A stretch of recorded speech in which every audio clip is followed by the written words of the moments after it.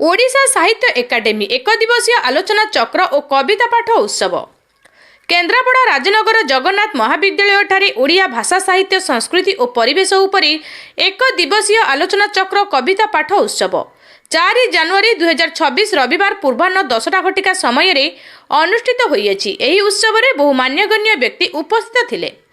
Doctor Vasudev दास, doctor Arpana Mahanti, doctor वैष्णव सामल, doctor Krishnachandra प्रधान, श्रीजुक्त रवि पंडा, कवि शत्रुघ्न तराई, श्रीजुक्त प्रेमानंद खंडवाल, अध्यक्ष श्रीजुक्त मनोरंजन महांती, हंसुआ कला प्रतिष्ठान राजनगर द्वारा स्वागत संगीत गान करा जायथिला।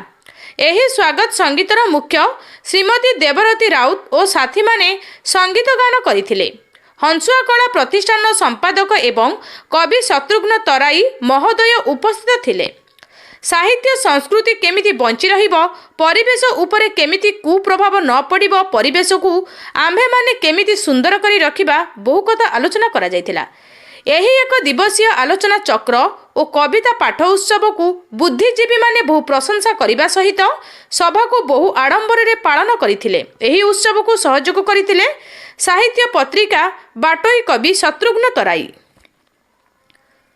केन्द्रापड़ा पट्टामुंडईरू कैलाश चंद्र बणक रिपोर्ट, निर्भीक न्यूज।